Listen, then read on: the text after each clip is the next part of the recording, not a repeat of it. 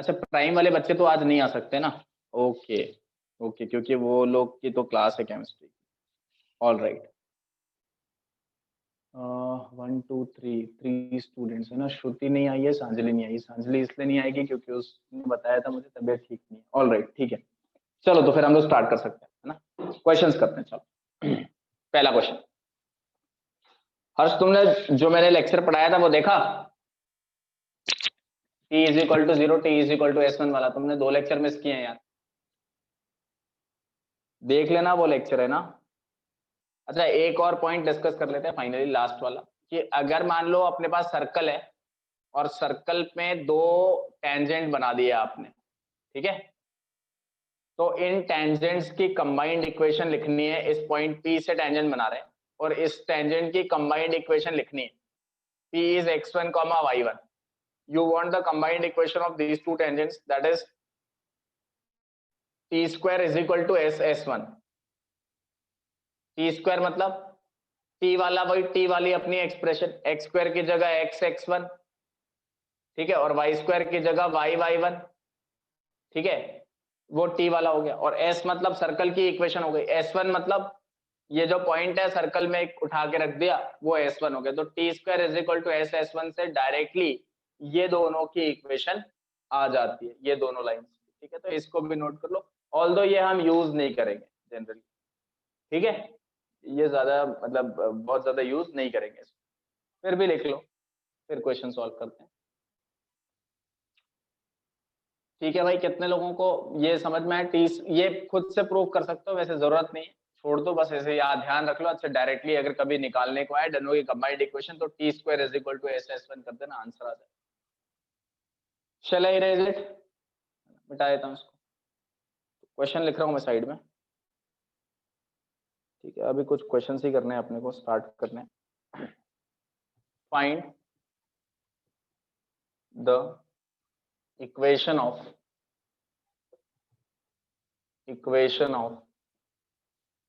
tangents to the circle,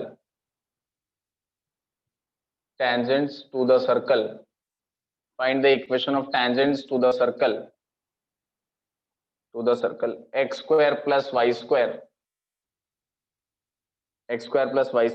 minus 2x minus 4y minus 4 is equal to 0, minus 4x minus 2x minus 4y is equal to 0, which are part A perpendicular to 3x minus 4y minus 7 is equal to 0, second parallel to 3x minus 4y minus 7 is equal to 0. ये homework होगा और ये class work है। Perpendicular to any given line, tangent कैसे लिखोगे? Perpendicular to any given line, पहली बार तो सबसे पहले ये देख लो कि कोई लाइन के परपेंडिकुलर कोई लाइन लिखनी है, तो कैसे लिखते हैं? स्लोप कैसे निकालते हैं? m1 m2 क्या करते हैं? -1 करते हैं। क्या करते हैं? -1। m1 m2 -1 किया जाता है, करा जाता है। अच्छा अगर आपने m1 m2 -1 कर दिया, फिर उससे क्या होगा? उससे स्लोप मिल जाएगा लाइन का। तो सबसे पहली चीज, अगर मुझे पहला वाला पार्ट सॉल्व करना है, मान लो, ठीक, मेरे को पहला वाला पार्ट सॉल्व करना है, तो मुझे ये पता है कि इस लाइन का स्लोप कितना है। इस लाइन का स्लोप इज कितना है भाई? 4/3, 4/। तो फिर यहाँ से मेरे को टेंजेंट का स्लोप कितना मिलेगा? जो टेंजेंट मेरे को लिखनी है वो स्लोप कितना मिलेगा? Slope of this into slope of this is equal to -1। तो वो स्लोप मिल जाएगा माइनस का 3/4। किसी को डाउट है? इसका स्लोप अगर 4/3 है, 4/3 नहीं है, 3/4 है, इसका स्लोप 3/4 है, तो इसका स्लोप माइनस का 4/3 मिलेगा। तो slope of tangent is -4/3 and slope of this is 3/4, तो दैट मींस टेंजेंट का स्लोप मिल गया। तो इक्वेशन क्या होगी टेंजेंट की? y is equal to mx plus c। मैंने टेंजेंट की इक्वेशन लिख दी, और I can write it like this, इसको मैं ऐसे भी लिख सकता हूँ, 3y is equal to minus का 4x प्लस सम लैम्डा, कोई भी कांस्टेंट, 3c आएगा, 3c इज लैम्डा। तो that means I can write it as 3y plus 4x minus lambda या plus lambda is equal to 0, ऐसा करके कुछ लिख दिया। कोई भी एक चीज लिख दी, ठीक है। इससे क्या होता है, लिखने के बाद मान लो मैंने एक इक्वेशन लिख दिया, ये मैंने इक्वेशन लिख दी टेंजेंट की। अब ये लाइन इस सर्कल को टेंजेंट है, तो कोई भी लाइन किसी सर्कल को टेंजेंट कब होती, कोई भी लाइन किसी सर्कल को टेंजेंट कब होती, इस सर्कल का सेंटर बताओ, सेंटर बताओ। 1,2, 1, रेडियस बताओ 4, 4 8 प्लस 1 9, रेडियस 3 होगा, रेडियस इज 3। तो ये जो लाइन है, ये जो लाइन है 3y plus 4x plus lambda is equal to 0, ये लाइन पे परपेंडिकुलर डिस्टेंस यहां से वो कितना आना चाहिए, 3 आना चाहिए। तो let us find the perpendicular distance, that is 3 into 2 plus 4 into 1 plus lambda upon root of 3 का स्क्वायर प्लस 4 का square is equal to 3, is equal to 3। ये मॉड लगाना पड़ेगा। मॉड क्यों लगाएंगे, क्योंकि डिस्टेंस है तो फिर लगा लिया। तो यहां से मुझे क्या मिला, 4 plus 6 10, 10 plus lambda is equal to 5 3 15, इसका मॉड। तो या तो आप ऐसा लिख लो 10 प्लस लैम्डा की वैल्यू 15 लिख लो, या फिर 10 प्लस लैम्डा का वैल्यू माइनस का 15 लिख लो। तो बताओ क्या आंसर आएगा, क्या आंसर आएगा, लैम्डा का वैल्यू आएगा 5 या फिर लैम्डा का वैल्यू आएगा माइनस का 25। तो दोनों ही आंसर करेक्ट है। अब आप सोच रहे हो कि सर दोनों आंसर क्यों करेक्ट है, क्योंकि जो सर्कल होता है उस पे एक ही स्लोप की दो टेंजेंट मिल सकती है, पैरेलल टेंजेंट। कितने लोगों को डाउट है? यस, ध्रुव समझ में आया? Yes sir. यस बेटा। अर्पित तुमको आया समझ? Yes, alright. हर्ष समझ में आया? नहीं आया हर्ष को समझ में? बेटा आपने ना थोड़ा लेक्चर मिस किया है, मैं फिर एक बार बता देता हूँ। कोई भी लाइन किसी सर्कल को टेंजेंट, किसी भी सर्कल को टेंजेंट होती है, याद रखना अब आगे से।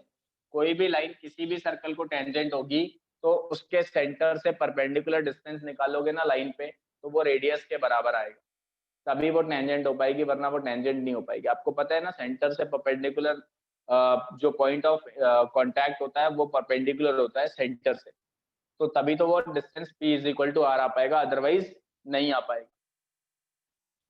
आ रही है बात समझ में? यस, नहीं आ रही? हाँ ठीक है। तो ये पहला क्वेश्चन था। दूसरा पार्ट इसका होमवर्क है आपका, है ना। वो पैरेलल लिखना है तो फिर से वही चीज है, स्लोप मिल जाएगी, स्लोप मिल जाएगी तो फिर से लैम्डा लिख देना, और वहां से भी फिर से कांस्टेंट निकाल लोगे तो वापस दो टेंजेंट आ जाएंगे। ठीक है, तो पहला क्वेश्चन बहुत इजी था, समझ में आ गया। अब दूसरा क्वेश्चन करते हैं। चलो let us see the next question. ठीक है, अगला क्वेश्चन क्या है?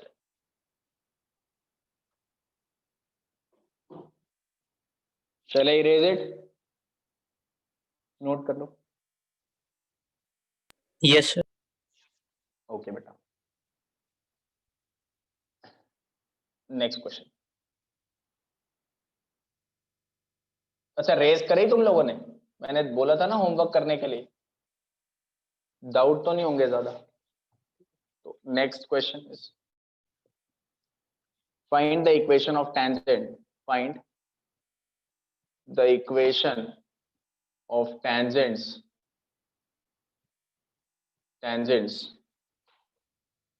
drawn to x square plus y square minus 6x plus 4y minus 3 is equal to 0 from 7,4. Also find the point of contact. Also find the point of contact. Point of contact भी आपको find करना है. Also find the point of contact. Find the equation of tangents drawn to the circle this from 7, 4 and also find the point of contact. Point of contact भी निकालना है आपको. करो.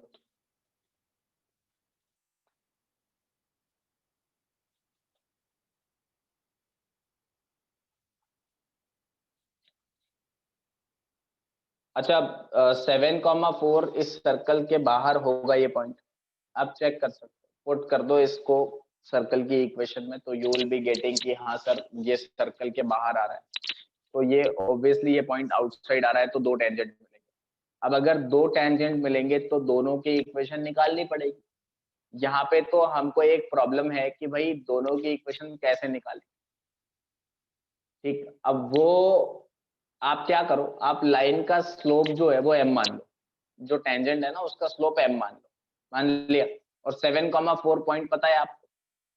तो लाइन का स्लोप m मान लिया, पॉइंट पता है, तो पॉइंट स्लोप फॉर्म से right the equation of the line. और फिर उस लाइन पे कंडीशन ऑफ टेंजेंसी लगा दो. क्या होती है कंडीशन ऑफ टेंजेंसी? कि जो लाइन पे परपेंडिकुलर डिस्टेंस निकाला सेंटर से वो रेडियस के इक्वल आना चाहिए. तो जरा इतना काम करो. फिर पॉइंट ऑफ कांटेक्ट निकालने की विधि समझाता हूँ. कैसे निकालेंगे that I will tell you. पहले इतना काम कर लो. Do it.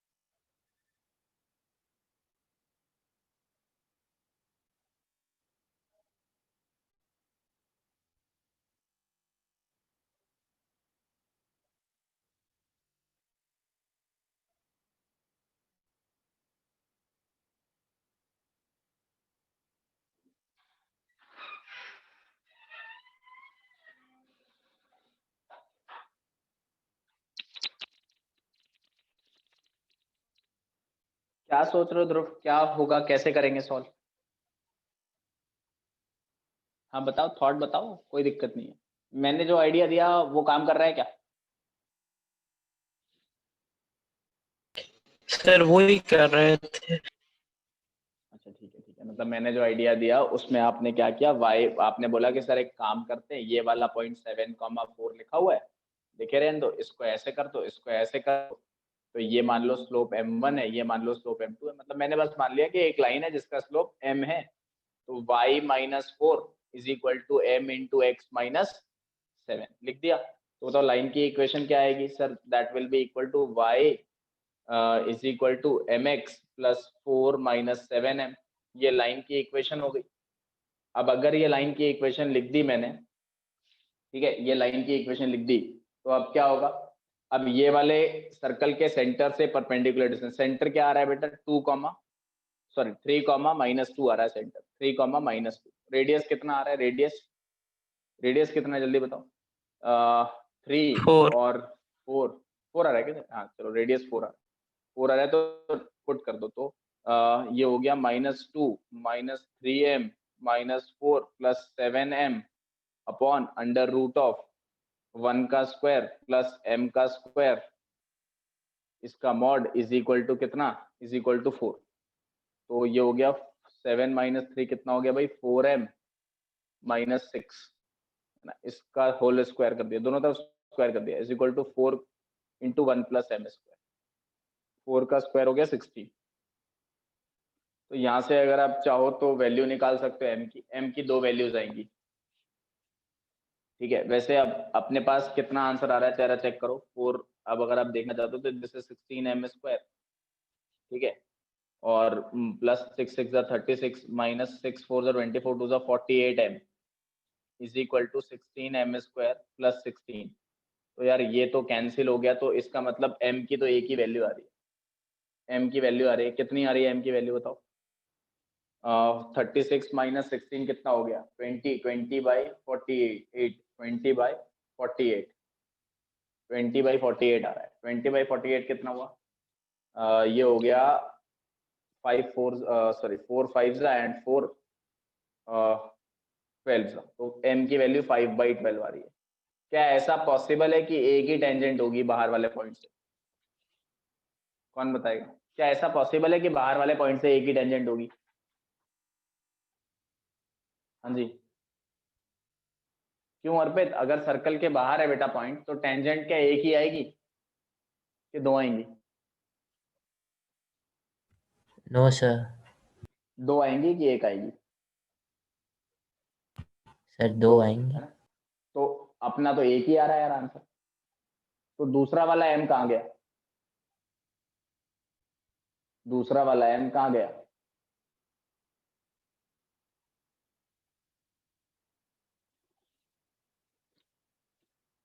है? जब कभी इक्वेशन में इस तरह का चीजें आ जाए और एक ही वैल्यू मिले m की, तो इसका मतलब दूसरा वाला स्लोप जो होगा वो इन्फिनिटी होगा, क्योंकि इन्फिनिटी सॉल्यूशन में नहीं आएगा। अगर आंसर इन्फिनिटी आ रहा होगा किसी चीज का, तो वो आंसर में ऑप्शन अपने पास आंसर में नहीं आएगा। तो दो लाइंस होंगी, पक्की बात है, दो लाइनें होंगी, दो टेंजेंट होंगे, लेकिन एक का स्लोप इन्फिनिटी होगा, मतलब tan थीटा थीटा π/2 होगा। तो एक स्लोप ये होगा तो एक स्लोप ये होगा। जब भी ऐसी सिचुएशन आए और आपको पता है कि दो चीजें होनी चाहिए, एक ही मिल रहा है, एक इसलिए मिल रहा है क्योंकि एक वाला आंसर आपका ऑप्शन में नहीं आ सकता, इसलिए मिल रहा है, तो इसका मतलब स्लोप कितना हुआ? इन्फिनिटी हो गया। तो दो वैल्यूज हो गई तो स्लोप इन्फिनिटी हो गया। तो अगर स्लोप इन्फिनिटी हो गया तो इसका मतलब x is equal to constant. Slope is infinity होगा तो is equal to x is equal to something होगा ना यार। ऐसी लाइन होगी ना, ऐसी वाली लाइन होगी, तो x इज इक्वल टू 7 एक टेंजेंट होगी। ये हो गई टेंजेंट, ठीक है। और दूसरी टेंजेंट आप लिख सकते हो 5/12, m की वैल्यू यहाँ रख देना 5/12, 5/12 रख देना यार, आ जाएगा दूसरी टेंजेंट। अब दो टेंजेंट मिल चुकी है, अब आपको पॉइंट ऑफ कांटेक्ट निकालना है, ठीक है। टेंजेंट तो मिल गई, चलो टेंजेंट तो हमने निकाल ली। Now what, how to find point of contact? तो पॉइंट ऑफ कांटेक्ट के लिए देखो, एक लाइन की इक्वेशन आपको पता है। मान लो ये कोई भी लाइन की इक्वेशन है, ax + by + c = 0, मान लो ऐसा कुछ, मान लो ये है लाइन की इक्वेशन, ठीक है। ये जो भी लाइन आपने 5/12 रखा, लाइन की इक्वेशन मिल गई, और अपने पास सेंटर अवेलेबल है 3, तो क्या सेंटर से जो परपेंडिकुलर का फुट है, फुट अल्फा, बीटा, क्या यही होगा पॉइंट ऑफ कांटेक्ट? सेंटर से पॉइंट ऑफ कांटेक्ट क्या होगा? Foot of the perpendicular. तो use foot of perpendicular for point of contact, point of contact, ठीक है। कितने को डाउट है? फुट ऑफ द परपेंडिकुलर का फॉर्मूला जानते हो ना सब? अरे बताया है ना स्ट्रेट लाइन में यार, बोला भी था कि यस याद कर सर। लो, फायदा होगा। हाँ, तो वहां से हम सॉल्व कर लेंगे यार, कोई बड़ी बात नहीं। इसका एक और मेथड है पता है सॉल्व करने का, लेकिन वो मेथड मैं आपको बताऊंगा नहीं, ढूंढ के लाना कल, ठीक है। एंगल के टर्म में, एंगल के टर्म में ढूंढ के लाना कल वो मेथड, ठीक है। थोड़ी जगह छोड़ दो, दूसरा मेथड कल बताऊंगा। अगर आपसे हो गया तो अच्छी बात है, नहीं हुआ तो फिर मैं बताऊंगा ही, ठीक है। तो कुछ समझ में आ रहा है? Yes sir. ऑल राइट, चलो भाई कुछ क्वेश्चन और करते हैं। चलो मैं क्वेश्चन लिख रहा हूँ अगला वाला।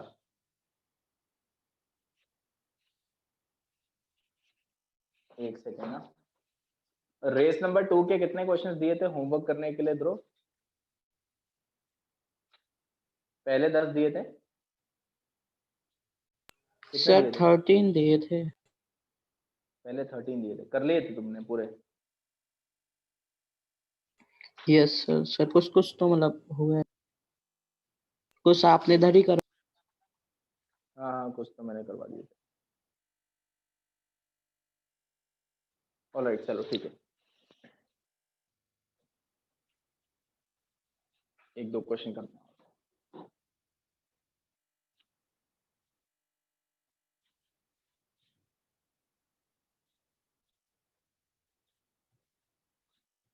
Next question is find the locus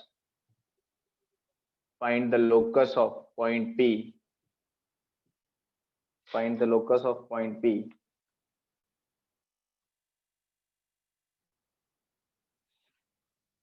such that, so they find the locus of point of intersection of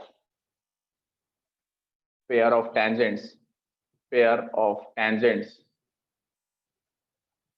pair of tangents drawn to x square, drawn to यहाँ लिख देते हैं, x square plus y square is equal to a square at point P. P point है a cos alpha comma a sin alpha and q. ये point circle पे लाई कर रहा है, उस वाले पॉइंट को बनाना है। And Q A cos beta. क्या हुआ, माइक खुला है बेटा, कुछ बात है? यस, कुछ बोलना है अर्पित? किसका माइक खुला है? No sir. हर्ष, तुम किसके दो आईडी से आए हो क्या, लॉग इन करा है?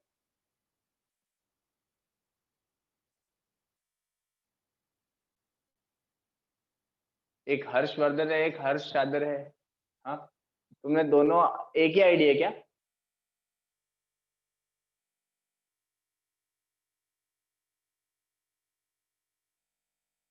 अच्छा चलो, हाँ ठीक है ठीक है, कोई बात नहीं, ओके। तो पी और क्यू मिल गया पॉइंट, ठीक है। और अपने को बोला है कि अल्फा माइनस बीटा का जो एंगल है वो है 120 डिग्री। तो पहला question. Second question, find length of tangent from any point on the circle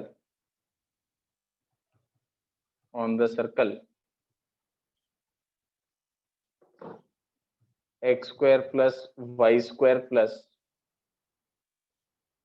2gx plus 2fy plus lambda is equal to 0, and from any point on the circle to the circle x square plus y square plus 2gx plus 2fy plus mu is equal to 0, ठीक है। given that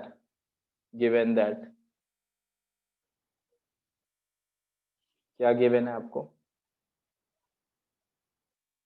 given that mu minus lambda का value 25 है, ये आपको given है। ये integer type question है, ये वाला क्वेश्चन इंटीजर टाइप है, इंटीजर आंसर टाइप, ठीक है, इंटीजर। तो एक क्वेश्चन ये रहा, एक क्वेश्चन ये रहा। तो I will give you 6 minutes for these two questions.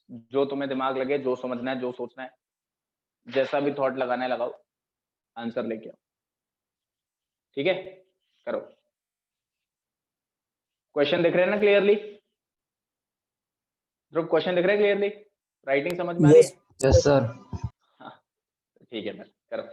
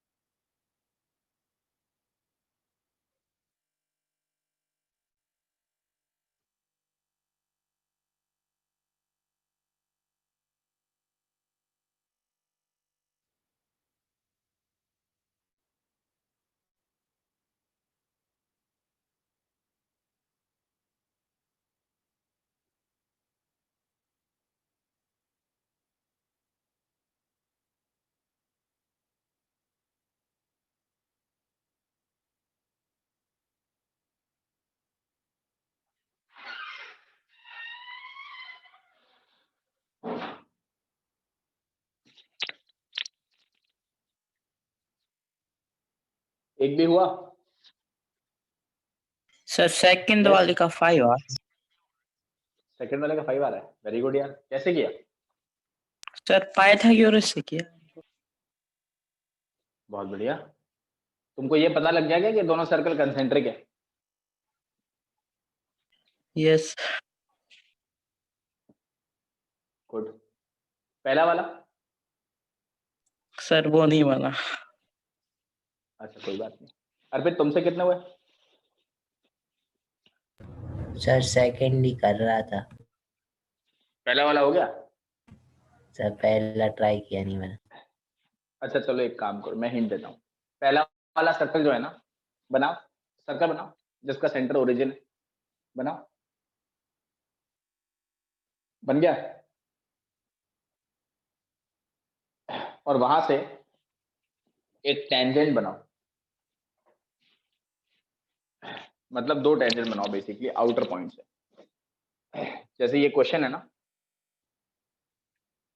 इस क्वेश्चन में आप देखो तो ये कुछ ऐसा है, यहाँ पॉइंट P है, तो यहाँ पे एक पॉइंट, ये पॉइंट P है और ये पॉइंट Q है, ठीक है। ये पॉइंट सेंटर है, सेंटर से ये वाला एंगल, इस पॉइंट को अल्फा मान लेते हैं, इसको बीटा मान लेते हैं। क्यों अल्फा और बीटा क्यों मान लेते हैं? क्योंकि दिया है उसने a cos alpha a sin beta, और ये वाला भी। तो अगर आपने अल्फा मान लिया तो ये वाला एंगल अल्फा हो गया, ठीक है, मान लो इस तरीके से रेफरेंस दिया, और ये वाला एंगल पूरा का पूरा, ये वाला एंगल कितना हो गया? बीटा हो गया, ये वाला एंगल। ठीक, ये बीच वाला एंगल कितना आएगा? अल्फा माइनस बीटा आएगा क्या? ये बीटा है और ये अल्फा है, तो आप बताओ ये बीच वाला एंगल कितना आएगा? अल्फा माइनस बीटा आएगा। तो मतलब ये मिड वाला एंगल कितना हो गया? 120 डिग्री हो गया। तो ये वाला एंगल कितना हो गया? ये वाला एंगल 30 डिग्री, क्योंकि ये 90 है, ये वाला 90 है और ये भी 90 है, तो ये 30 डिग्री हो गया। 30 नहीं 60, ये 60 डिग्री हो गया। 60 हो गया। तो मैं एक बार इस फिगर को दोबारा बना देता हूँ, देखो ये एंगल 60 डिग्री है टेंजेंट्स के बीच का, ठीक है। तो मान लिया ये पॉइंट h, k है और ये पॉइंट 0 0 है, ठीक है, और इसको जोड़ दिया, इसका सेंटर A है, यस और नो, ये A है, ये 30 डिग्री है क्या? 30 डिग्री है ना, तो साइन 30 क्या होगा? A अपॉन ये वाली length is equal to sine 30। तो अगर आप देखोगे तो डायरेक्टली लिख दो, sine 30 is equal to A upon ये वाली लेंथ कितनी होगी? रूट